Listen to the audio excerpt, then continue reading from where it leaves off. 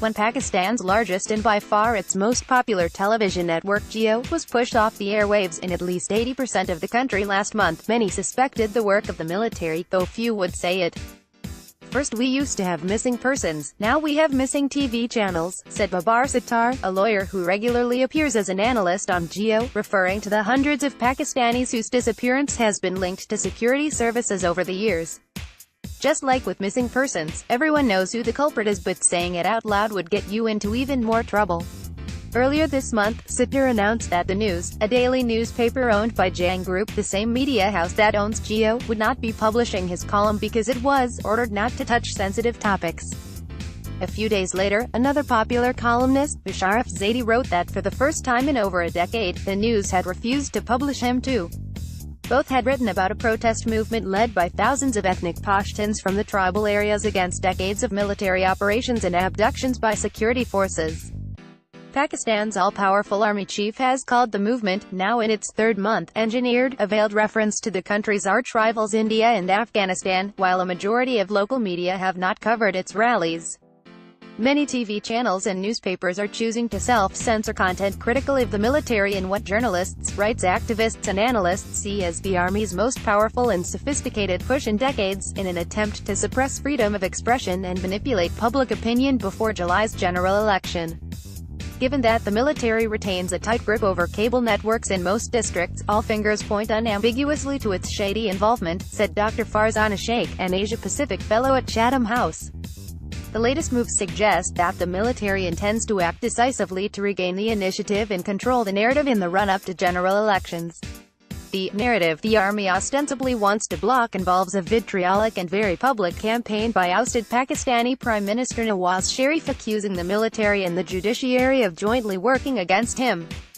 Sharif was removed from office in July 2017 in a unanimous Supreme Court verdict over corruption allegations, and has for decades had a tense relationship with the country's powerful military. In recent days, he has traveled around Pakistan addressing rallies and criticizing the military and the judiciary for micromanaging politics to keep his party, the Pakistan Muslim League Nawaz (PMLN), from retaining a parliamentary majority. Jio did not shy from covering Sharif's accusations in its daily bulletins and primetime talk shows. In mid-February, it was quietly taken off the air in army-administered residential areas and cantonments. However, the big blow came on the 30th of March, when all Jio news, entertainment and sports channels were blocked by cable operators in most of the country. The channels remained off-air for over 2 weeks and only slowly began to reappear on screens last week after what Jio executives describe as marathon meetings with top military officials, including the head of the military's media wing, in which Jio agreed to cease favorable coverage of Sharif and censor any criticism of the army. "We won't completely toe the army line, but we will have to self-censor in order to survive," one executive told The Guardian, requesting anonymity as he did not want to jeopardize the negotiations. "Our coverage of Nawaz Sharif will have to be tweaked." The Army's media wing did not respond to calls for comment about the meetings. "We are being blacked out perhaps because we push a narrative of free and fair elections, but bolstering democratically elected governments, of pointing out the mistakes and transgressions of various institutions, and that doesn't go down well," Jio President Imran Aslam said in an interview. He declined to comment on the negotiations with the military but added that the channels had remained off-air for weeks despite the Pakistan Electronic Media Regulatory Authority repeatedly instructing cable operators to restore it and the Chief Justice calling the blockade a constitutional violation. "So who has the power?" Aslam asked. "Pakistan is being pushed into another season of silence." Imran Aslam In Pakistan, the military establishment has for decades exerted great influence over courts, media, and politics.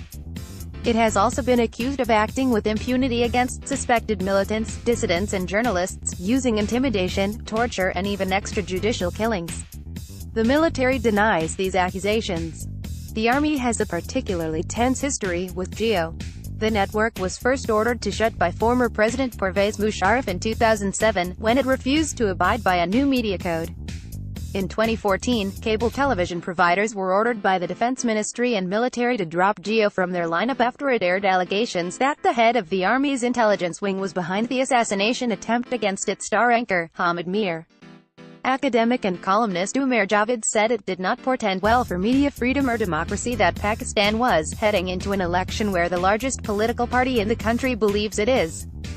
being systematically targeted, and the biggest media house is facing a suppression campaign. Pakistan is being pushed into another season of silence, and we will all wake up to dangerous consequences. Aslam said, "If people don't like Geo, they can change the channel, but once you take the remote away, next you'll take their vote away."